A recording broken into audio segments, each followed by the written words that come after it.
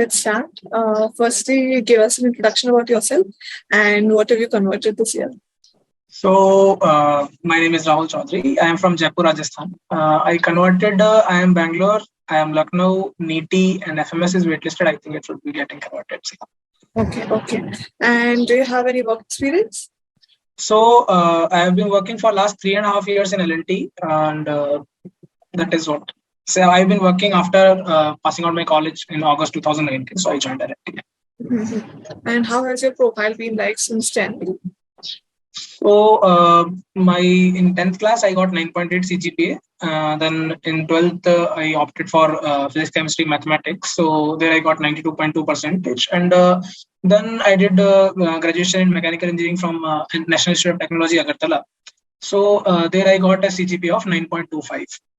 So that's all. Okay. And how did you decide कि अभी MBA करना है? And how did you decide कि PG से करना है? So 2 years into the work, I was like, I did mechanical engineering के बाद में आया मार्केटिंग डोमेन में काम करने. स्टार्टिंग में थोड़ा टाइम लगा, लेकिन काफी जल्दी समझ में आ गया था कि थोड़ा और अपने आप को अपग्रेड करना पड़ेगा. लेकिन मतलब समझ नहीं आ रहा था कि एमबीए के साइड जाना है कि अभी और दूसरी साइड भी देख सकते हैं. In the after second year, I was like, okay, let us give MBA a try. I'll write CAT once. And one of my batchmates in L&T, he did his preparation from EG. So he's in SIBM Pune now. So he had recommended कि हाँ एक बार EG try करो. And Honey sir का एक दो video देखा था YouTube पे. I was like, हाँ मतलब अपने से वाइब मैच होता है तो सही रहेगा, एक बार ट्राई करते करके. तो ज्वाइन किया and it was that was the day. उसके बाद कभी सोचा नहीं कि प्रिपरेशन में करना क्या है, वो बताते गए, अपन करते गए बस. ठीक है. तो ये आपका क्या फर्स्ट अटेम्प्ट है? हाँ, this is my first attempt. Okay. And which batch did you join? I joined in mid-April in batch 2. ठीक है. So from April, शुरू में तो जैसे बेसिक्स क्लियर करने होते हैं, कोर्स कंप्लीट होता है. So आपको कितना टाइम लगा वो करने में? एक्चुअली कोर्स का सिनेरियो कभी ऐसा लगा ही नहीं कि कोर्स कंप्लीट करने का कुछ भागा दौड़ी है, ऐसा कुछ था ही नहीं कभी. टॉपिक वाइज बहुत ही स्ट्रक्चर्ड वे में ऑलरेडी प्लान था सब कुछ कि कब क्या होने का है. And I think by mid August we started on the mocks part also. So by mid August, all the course part, major course part, which is required, that got completed. And hats off to all 3 faculties. They were really detailed about it also. So during your journey preparation की, you must have realized कि कौन से subjects ऐसे हैं जो weak है और कौन से strong है. So आपके लिए वो क्या था?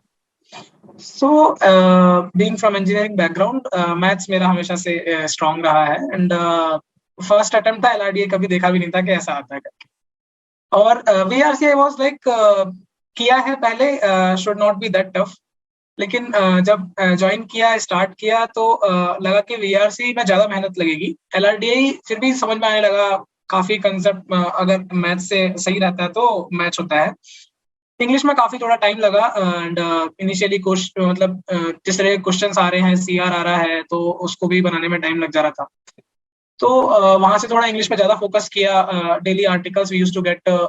बुक्स का लिस्ट दिया था इजी ने 10 बुक्स का. उसमें से कोशिश किया 2-3 बुक्स तो पढ़ा कम से कम. With the job it was very difficult, but okay, I tried my best. ठीक है. तो VRC का पोर्शन तो आपने जैसे रीडिंग के थ्रू कवर करने की कोशिश की, बट जैसे LRDA थोड़ा ट्रिकी भी हो जाता है. उसमें आपको मतलब सब आना भी चाहिए टॉपिक्स करने के लिए, फिर उसके बाद आपको सेट पिक करना भी आना चाहिए. तो आपकी क्या स्ट्रैटेजी थी? So LRDA के साथ में जब हमारा बैच शुरू हुआ तो first class was like truth and like का टॉपिक स्टार्ट हुआ था first. I was like very means interesting topic. और गौरव सर का ये कहना था कि हाँ बेसिक से स्टार्ट करेंगे एंड वील मूव ऑन के धीरे धीरे वो माइंड वैसे ही वर्क करने लग जाता है. स्टार्टिंग में काफी थोड़ा लगा 2-3 दिन. फिर उसके बाद में जब असाइनमेंट्स मिलना शुरू हुए तो वहां बनना शुरू हो गया क्वेश्चन. तो मतलब जो स्टेप बाय स्टेप स्ट्रेटेजी था, तो वहां से कभी लगा नहीं कि LRDA में प्रॉब्लम आएगा. प्रॉब्लम आना शुरू हुआ जब मॉक्स एक्चुअली लिखना शुरू हुआ. असाइनमेंट्स में कोई प्रॉब्लम नहीं आया. मॉक्स जब लिखना शुरू हुआ तो वहां पे मतलब सेट पिकिंग बहुत ही इंपॉर्टेंट हो जाता है LRDA में. विद इन 40 मिनट्स अगर गलत सेट, पहला ही सेट गलत फंस गया तो मतलब भूल जाओ वाला सीन था. तो मतलब उससे पहले का जो भी पैटर्न था 4-6-4-6 वाला, उसमें इतना तो पता था कि AX4 वाला ऐसा आएगा कि वो तो आराम से हो जाएगा। तो वैसा ही स्ट्रेटेजी मॉक में भी था। तो AX4 निपटाना है, फिर पहले AX6 देखना है, और टाइम बच गया तो 4 वाला दूसरा वाला भी कर लेना है। यही स्ट्रेटेजी थ्रू आउट मॉक्स था, लेकिन कैट में तो गेम ही चेंज हो गया। Yes yes yes. तो चलिए कैट की तो हम बात करेंगे, बट यू नो अब VARC की वजह से बात करें, RC के लिए आपने डिफरेंट जर्नल्स की पढ़ाई की है, आपने बुक्स भी पढ़ा, बट VA को भी काउंटर करना थोड़ा डिफिकल्ट होता है, सो आपने उसके लिए क्या किया? सो VA के लिए एक्चुअली एक तो EG का हैंडबुक मिला था, शाहजहां सर ने कंपाइल कर रखा था, वो एक्चुअली कैट से ज्यादा जेट में ज्यादा काम आया। एंड दिस VA के लिए normally I used to read. जब आप पढ़ते हैं यू गेट सम वर्ड्स, उसका ही देखना है क्या मतलब, अगर मीनिंग समझ में नहीं आ रहा है तो उसको और कहीं से देखना है। तो VA का स्ट्रेटेजी एज सच अलग कुछ नहीं था। You read different genres to get a good understanding of what exactly it means, and कुछ playlist शाहजहां सर ने शेयर किया था related to arts, related to psychology। तो वो सब पढ़ के काफी आइडिया लगा कि हाँ this we can try। तो जैसे यू स्टार्टेड विद योर मॉक्स, उसमें एक रियल पिक्चर मिलता है, तो शुरू के मॉक्स में और यू नो लेटर स्टेज में मॉक्स में क्या डिफरेंस रहा? एक्चुअली मेरा एक्सपीरियंस मॉक्स के साथ इतना बेकार था नहीं। मैं फर्स्ट मॉक लिखा डिसेंट इनफ। IMS के मॉक में 87 परसेंटाइल कुछ आया था फर्स्ट मॉक में। आई वाज हैप्पी ओनली, मेरा ठीक है पहले मॉक में इतना आ गया, बहुत बड़ी बात है। एंड इट उसके बाद में जब बीच वाला फेज आया, जब 10-12 मॉक लिख चुके हैं, वहां पे मतलब बहुत ज्यादा फ्लक्चुएट होना शुरू हो गया। कभी एकदम ही नीचे चला जा रहा है, कभी एकदम ही ऊपर चले जा रहा है। तो वहां पे थोड़ा कभी कभी बहुत बेकार लगता था। किसी दिन मॉक खराब हो गया तो ऐसा लगता है कि दूसरा मॉक अभी लिख देता हूँ। लेकिन वो सब स्ट्रेटेजाइज कर रखा था थैंक्स टू EG। वो पूरा शेड्यूल आता था कि आज के डेट में ये मॉक लिखना है, उस दिन इसका डिस्कशन होना है, उसके बाद ही दूसरा मॉक।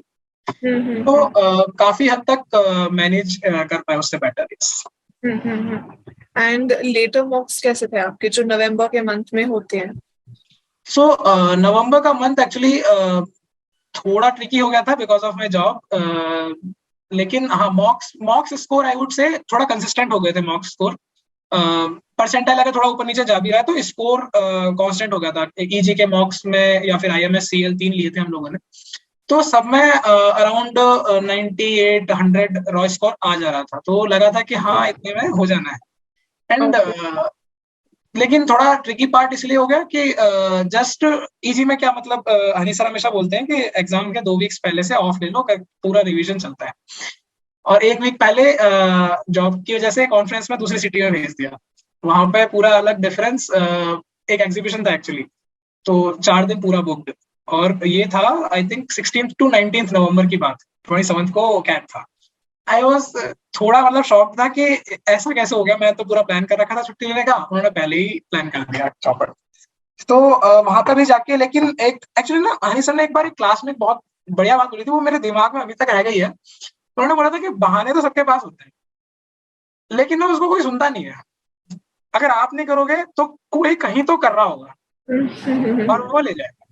तो ये चीज हमेशा मेरे दिमाग में रहती थी। तो कभी ऑफिस से लेट भी हो रहा है, या फिर मैं कहीं बाहर सिटी में भी हूँ, मैं I was in Kolkata that time. तो होटल में वापस आके रात को 11 से 1 या फिर 12 से 2 ऐसे भी मॉक लिखे हैं। तो उस टाइम भी मतलब ढीला पड़ने नहीं दिया। रिवीजन का जो भी सेशंस होता था तो ट्राई करा, या तो रात में जग के या फिर अर्ली मॉर्निंग उठ के कवर कर लिया। तो उस टाइम तो मैराथन डिवीजन पूरा 6-6 घंटे के सेशन 1.5x लगा के थोड़ा और कर लिया। तो मतलब जो नवंबर का मंथ एनीवे स्ट्रेसफुल होता है, और जो आपने वर्क लाइफ बैलेंस किया, उसके साथ कैट को भी मैनेज किया, दैट इज कमेंडेबल, क्योंकि बहुत मुश्किल हो जाता है वो एक स्ट्रेस लेवल को मैनेज भी करना और मूव फॉरवर्ड करना। यस। एंड यू नो अगर हम आपके D-Day की बात करें तो वो दिन आपका कैसा गया? तो एक्चुअली कैट का सिनेरियो अलग ही होता है। मेरा भी फर्स्ट टाइम था, मुझे कभी ऐसा एक्सपीरियंस था ही नहीं। अभी अंदर गए और स्टार्ट हुआ एग्जाम। पहले VRC का सेक्शन आता है, पहले 10 मिनट में RC का एक भी क्वेश्चन सॉल्व नहीं, और वहीं से स्टार्ट हो गया क्लॉक का प्रेशर। मुझे लगा कि अब तो गया पूरा एग्जाम, 1 साल गया अपना। फिर भी थोड़ा मतलब अपने आप को सही किया। VRC में जैसे मतलब नॉर्मली मेरा मॉक्स में क्या हो रहा था कि पहले 2 RC, फिर VA और एक और RC, 3 RC तक कर लेते।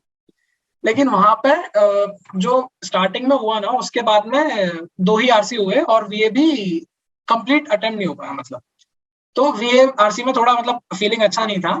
दूसरा सेक्शन एलआरडीआई आया। एलआरडीआई में पैटर्न देखा, अलग ही पैटर्न, 5-5 क्वेश्चन के 4 सेट। समझ नहीं आ रहा कहाँ से शुरू करना है अभी। थोड़ा बहुत जस्ट एक्चुअली क्या है, कैट से जस्ट पहले जो हनी सर ने सेशंस लिए थे, तो वहां पे हमारे एलआरडीआई के मैराथन सेशंस हुए थे, एक एक दिन में 50-60 सेट डिस्कस हो रहे हैं ऐसा।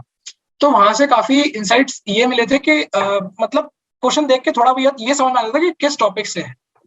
तो चारों सेट देखे ढंग से, लगा नहीं कि कुछ ऐसा है कि बहुत आसानी से हो जाएगा, तो सेट थ्योरी का क्वेश्चन था, उसको उठाया, वो बनाया। तो वहां लगा था कि हाँ चलो ये तो हो गया। दूसरा सेट किया, दूसरा सेट आधा ही हुआ। तो एलआरडीआई में भी मतलब सही फीलिंग नहीं रहा। और इन दोनों सेक्शंस का पूरा असर मेरा स्ट्रॉन्ग जो थर्ड सेक्शन है क्वांट, उसमें हो गया। क्वांट में मैंने कर दी बहुत गड़बड़। अभी एक्चुअली जब रिजल्ट आया लास्ट में, तो मेरा एक्चुअली वीआरसी में ही सबसे ज्यादा परसेंटाइल है और क्वांट में सबसे कम है, जबकि मेरा स्ट्रॉन्ग सूट क्वांट ही था। हम्म। तो कैट से बाहर निकले तो लगा था कि ये तो बिगड़ गए, यहाँ तो कुछ होना नहीं है, अभी दूसरे एग्जाम से फोकस करते हैं। तो अगर आपके स्कोर की बात करें और परसेंटाइल की बात करें, तो वो क्या थी? मेरा परसेंटाइल एक्चुअली 97.3 था to be exact. And section wise if I talk, VRC में 96, एलआरडीए में 95, क्वांट में 94। ओके ओके, तो मतलब ऐसा नीचे की तरफ ग्राफ आपका जा रहा है। बिल्कुल। ठीक। तो एक बार कैट हो जाता है, ऐसा टैंक हो जाता है और अपने एक्सपेक्टेशंस के अकॉर्डिंग नहीं जाता है, तो यू गेट वरीड ऑल्सो। आगे के एग्जाम्स में भी वो प्रेशर तो बढ़ ही जाता है। तो करेक्ट। आपके लिए क्या था, सिंस आपने ओमेट्स भी दिए थे, so उसकी प्रेपरेशन फिर कैसे हो पाई? तो ओमेट्स में एक्चुअली मैंने सिर्फ आईएफटी और जेट लिखा था। मेरा कैट के बाद में 2 दिन तो एकदम कुछ दिमाग लग ही नहीं रहा था कहीं कभी, फिर भी चलो फोकस करते हैं, अभी आईएफटी का भी एग्जाम आने का है, and after that XAT also we need to start. तो उसके लिए भी मैं फिर आई थिंक पूरा प्रिपरेशन इजी कवर करता है, ओनली जेट का डिसीजन मेकिंग वाला पोर्शन थोड़ा अलग रहता है और जीके का पोर्शन अलग अलग स्टार्ट होता है। आईएफटी के लिए बाकी कुछ स्पेशल करने की जरूरत थी नहीं, एलआरडीआई वीआरसी और क्वांट तो पहले से पढ़ रखा था। उसी में एक्चुअली थोड़ा पैटर्न चेंज होता है, तो उसके हिसाब से क्वेश्चंस वगैरह लगाए, प्रीवियस ईयर के मॉक्स वगैरह सॉल्व किए, उसी का डिस्कशन सर ने किया था। जीके के लिए सर ने मैराथन सेशन लिए थे एग्जाम के 2 दिन पहले से। और मतलब मेरा एक्चुअली जॉब के साथ में जितना न्यूज़पेपर हो पाता था, थोड़ा बहुत बीच बीच में हो जाता था, लेकिन जो एक दिन पहले का मैराथन सेशन था ना, मतलब और लोग भी वेरीफाई कर देंगे इसको, उस प्रेजेंटेशन के अंदर से 11 क्वेश्चन आईएफटी के एग्जाम में आउट ऑफ 20। तो वो हुआ, मैं बोला चलो जीके तो हो गया। और क्वांट अच्छा था पहले से, क्वांट में आईएफटी में कोई प्रॉब्लम आई नहीं। 99.5 आई थिंक मेरा क्वांट का सेक्शनल था इन आईएफटी। तो आईएफटी का एग्जाम इतना कुछ टफ हुआ नहीं। जेड के लिए डिसीजन मेकिंग का पोर्शन थोड़ा मतलब अलग हो जाता है, और प्रीवियस ईयर के मतलब पहले क्वेश्चंस देखे, कभी मेरा मतलब इतना बेटर एक्सपीरियंस डिसीजन मेकिंग के साथ रहा नहीं। मेरा हमेशा 8-9 की रेंज में ही स्कोर घूमता था इन मॉक्स। और सर ने जो सेशन कराए काफी हेल्पफुल रहे। मतलब इनिशियली लगा था कि इनिशियली जो लगता है ना वो आंसर होता ही नहीं है डिसीजन मेकिंग में, ऐसा ही सीन है। हम जो लॉजिकली हम लोग करेंगे और जो लॉजिकली आंसर है वो बहुत ही अलग हो जाता है कई बार। तो वहां से सेशन से काफी कुछ वहां से पता चला कि हाँ किस तरीके से आंसर एलिमिनेट करना है, एंड कैसे फाइनल आंसर तक पहुंचना है। तो दैट हेल्प्ड अ लॉट। जेट में भी I think my percentile was around 98 point something, I don't know the exact figure. Okay. So तीनों एग्जाम्स के बेसिस पे आपके पास क्या क्या कॉल्स हैं? मेरे पास एक्चुअली सारे कॉलेज के कॉल थे, अहमदाबाद, बैंगलोर, कलकत्ता का मेरे को कॉल नहीं आया था, Lucknow, Kozhikode, Indore, Shillong, CAP calls. Then मेरा आईएफटी का कॉल था, एक्सएलआई का कॉल था, एंड फिर मेरा कॉल नीटी और एफएमएस दोनों दिए थे, तो इन कॉल। Okay okay. एंड इसके बाद फिर इंटरव्यू की तैयारी अलग से करनी होती है, तो वो आपने कहाँ से की? इंटरव्यू एक्चुअली इंटरव्यू के टाइम में बहुत डिलेमा में था कि चलो अभी रिजल्ट आ गया, इंटरव्यू के कॉल्स आ गए। कॉल से पहले शुरू हो गया था एक्चुअली। तो मतलब डिलेमा था कि प्रिपरेशन करना है कि खुद से जाना है, लेकिन हनी सर के साथ बहुत बढ़िया एक्सपीरियंस था मेरा तो। और तो उन्हीं के साथ कंटिन्यू करने का सोचा कि हाँ चलो इजी का ही लेते हैं, एंड काफी हेल्प हुआ इन टर्म्स ऑफ वेट प्रिपरेशन। जो सर ने मतलब खुद ही टॉपिक देते थे, उसी का पूरा ऐसे का एनालिसिस और कुछ 2-3 आई थिंक जो इंटरव्यू में मोस्टली आस्क्ड क्वेश्चंस है उनका भी हमसे tell me about yourself and all ये सर ने लिखवा के गूगल फॉर्म में मंगवाया था, तो वहां से भी थोड़ा बहुत फीडबैक मिला। देन पूरा जो कम्युनिटी हो जाता है इजी का, वो भी बहुत बड़ा हेल्प हो जाता है, एक तरीके से ग्रुप बन गए, नए अलग अलग कॉलेज के ग्रुप बन गए। तो my first interview was of Lucknow on 23 जनवरी, और बहुत ही जल्दी आया था लखनऊ का इंटरव्यू इस बार, और उससे I think 2 weeks back only I joined interview course. 3 दिन पहले मैंने पहला अपना मॉक पीआई दिया सार्थक सर के साथ, बहुत बढ़िया हुआ था। मॉर्निंग 7 o'clock का स्लॉट, एकदम आराम से सर ने बिल्कुल शांति से इंटरव्यू लिया, पूरा आधे घंटे का इंटरव्यू लिया सर ने। एक एक चीज पूछ ली, from my SOP, from my academics, पूरा कवर किया, और वहां से जो फीडबैक मिला ना, बहुत ही हेल्पफुल। वो फीडबैक से I started working on that one पूरा। Actually before that interview I didn't prepare for my home state के बारे में क्या क्या पूछ सकते हैं, एंड तो वो सब मतलब मैंने काफी प्रिपेयर किया उसके बाद में। और 2-3 दिन बाद लखनऊ का इंटरव्यू हुआ। लखनऊ का इंटरव्यू थोड़ा चिल था, बिकॉज बजट आया नहीं था उस टाइम तक, और मतलब थोड़ा पैनल भी मुझे सही लगा, काफी चिल ही था। And they asked more about my work ex, और करंट हैपनिंग्स के बारे में पूछा मेरे से कि अभी क्या चल रहा है। उस टाइम ले ऑफ्स काफी हो रहे थे, तो उसके बारे में पूछा। देन जो मेरा वर्क एक्स एंड डोमेन है, तो उसके बारे में पूछा कि कंस्ट्रक्शन प्रोजेक्ट्स में डिले क्यों होता है ज्यादा, ये सब थोड़ा बहुत पूछा। And I think it was 15 to 20 minutes interview. Okay okay. और अगर इसके बाद के इंटरव्यूज की बात करें तो वो कैसे थे? तो दूसरा इंटरव्यू फिर हुआ बैंगलोर का, 9th Feb को था। एंड बैंगलोर का इंटरव्यू से पहले मैंने अपना सेकंड मॉक दिया था संजीवन सर के साथ।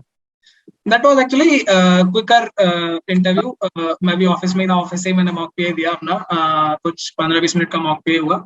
उसके बाद में 2-3 पॉइंट सर ने हाईलाइट किया कि यहाँ यहाँ थोड़ा वर्क कर सकते हैं। And I was like okay ठीक है। अभी बैंगलोर का इंटरव्यू एक्सपीरियंस मेरा एक्चुअली बहुत बढ़िया था। पहली बात तो कैंपस कैंपस में गए थे, बैंगलोर में ही रहते हैं, तो कैंपस में गए थे इंटरव्यू देने। That was good feeling. पहले ही कैंपस देखा, बहुत बढ़िया कैंपस है। देन थोड़ा प्रोसेस भी स्मूथन भी था, मेरा मॉर्निंग स्लॉट था तो जल्दी पहुंच गए थे। तो वहां पे बाहर बैठे, एक्चुअली मेरा एक पता नहीं पहले से ही है, जब भी कुछ इंटरव्यू वगैरह रहता है ना, तो मेरा आदत है कि मैं बाहर बैठे बैठे भी कुछ ना कुछ पढ़ता ही रहता हूँ, हमेशा से ही है मेरा। तो वो इंटरव्यू में जो लखनऊ का इंटरव्यू हुआ था मेरा, तो वहां से काफी कुछ मिला था सीखने के। अपना खुद का होम स्टेट तो जानना ही है, जहाँ रह रहे हैं वहां भी जानने, कर्नाटका के बारे में भी जानना। तो वो पढ़ा, और फिर बाहर बैठ के न्यूज़पेपर भी पढ़ रहा था। मुझे लगा था कि अंदर पूछेंगे पक्का, एक करंट न्यूज तो पक्का पूछेंगे। तो अंदर गया, बैंगलोर का इंटरव्यू बहुत ही स्ट्रक्चर्ड था। They asked more about work ex कैसा है, दे जो जो एसओपी में लिखा था, एक एक पॉइंट पूरा वर्क एक्स का रिस्पॉन्सिबिलिटीज एक एक पॉइंट से उन्होंने पूछा। तो उसमें तो सही था, मतलब 3.5 years I have been working, तो वो मेरा अच्छा ही हुआ था वर्क एक्स वाला। Then they asked about current happening, तो उस टाइम हिंडनबर्ग का भी रिपोर्ट आया था, हिंडनबर्ग अडानी का भी चल रहा था, तो मैंने वो बोला, तो they didn't wanted to discuss on that. Second news मैंने बाहर ही बैठे मॉनेटरी पॉलिसी पढ़ा था, तो उधर से फिर वो पूरा थोड़ा इकोनॉमिक ड्रिवन हो गया, इकोनॉमिक्स के बारे में पूछा कि इन्फ्लेशन वगैरह वो सब पूछ लिया, तो वो थोड़ा पढ़ा हुआ था, तो दैट वेंट वेल। तो मेरा बैंगलोर का interview I think 30 to 35 minutes की रेंज में था। एंड इसके बाद आपके क्या इंटरव्यूज थे? देन मेरा थर्ड इंटरव्यू अहमदाबाद का था। अहमदाबाद का इंटरव्यू थोड़ा रैंडम हुआ मेरे को ऐसा लगा, एंड बिकॉज स्टार्ट हुआ एकेडमिक्स से। मैं बिल्कुल एक्सपेक्ट नहीं कर रहा था अहमदाबाद से एकेडमिक्स पूछने के लिए मेरे से। 3.5 years हो गया था ऑलरेडी, 2019 पास आउट। अहमदाबाद उन्होंने एकेडमिक्स से शुरू किया, वहीं से पूरा ऑफ ट्रैक चला गया। एकेडमिक्स से वो लोग वर्क एक्स पे कभी आए नहीं। एकेडमिक्स के बाद में हिस्ट्री पे चले गए, हिस्ट्री ऑफ वो भी बेंगलुरु। मतलब मैं राजस्थान का पढ़ के बैठा था, और मेरे से पूछ रहा था पूरा बैंगलोर का हिस्ट्री, कब फाउंड हुआ था, किसने फाउंड किया था, 1000 years से पहले के टेम्पल कौन कौन से बैंगलोर के अराउंड। तो वो थोड़ा ऑफ ट्रैक हो गया था। थोड़ा मिक्स्ड फीलिंग ही था मेरा इंटरव्यू, फिर भी मेरा अराउंड 25 मिनट्स के अराउंड था अहमदाबाद में भी। तो वहां पे थोड़ा मिक्स्ड फीलिंग ही था। तो अहमदाबाद के सेम डे मेरे कैब का भी इंटरव्यू था, तो मैं बोला चलो ठीक है, ये तो हो गया, भागते भागते घर आए, कैब का इंटरव्यू दिया। कैब का इंटरव्यू बस चिल, कैब का इंटरव्यू में इतना कुछ प्रॉब्लम हुआ नहीं। पूरा ऑनलाइन इंटरव्यू, जो जो टॉपिक्स थे ऑलरेडी प्रिपरेशन था अपना, और जितने भी इंटरव्यूज मेरे होते गए, तब से मैंने एक एक अपना फाइल बनाता चला गया कि हाँ ये क्वेश्चन ये क्वेश्चन ये क्वेश्चन नया है, उनके बारे में सर्च किया, फिर उधर से क्या क्रॉस क्वेश्चन हो सकता है, तो वो मैं फाइल बनाता चला गया, और इंटरव्यू से पहले जरूर एक बार रीड करता ही था। तो यही था। ठीक है। तो एवरी जर्नी ने, एवरी इंटरव्यू ने आपको कुछ ना कुछ सिखाया है कि मतलब क्या क्वेश्चंस पुट अप हो सकते हैं और उसके ऊपर क्या रिलेटेड क्वेश्चंस है, तो वहाँ एक अलग ही प्रिपरेशन हो जाती है। True, yes. तो मतलब लास्ट तक मेरा, आई थिंक लास्ट इंटरव्यू मेरा एफएमएस का ही था। एफएमएस के इंटरव्यू तक एकदम टेंशन गायब, एकदम चिल हो गया था, क्योंकि मुझे लगा था मैंने इतने इंटरव्यू दे दिए हैं कि जो मेरी प्रोफाइल और जो मेरे एकेडमिक्स में पूछ सकते हैं ना, वो तो मैंने प्रिपेयर कर लिया। तो एफएमएस का इंटरव्यू मेरा बहुत ही चिल हुआ था। मतलब एक्चुअली लेट हो गया था काफी। एफएमएस का इंटरव्यू मेरा स्लॉट 2 o'clock का था, मेरा इंटरव्यू हुआ रात को 7:30। ओके। तो ऑलरेडी उनको भी लेट ही हो रहा था, लेकिन काफी अच्छे से वो भी ड्राइव हुआ था इंटरव्यू। फर्स्ट एक्सटेम्परेरी टॉपिक उनका था, I think good things come from good thinking. तो पूरा पॉजिटिव आउटलुक, मेरा तो पहले से विश्वास है कि सुबह सुबह खुश रहो तो बढ़िया रहता दिन।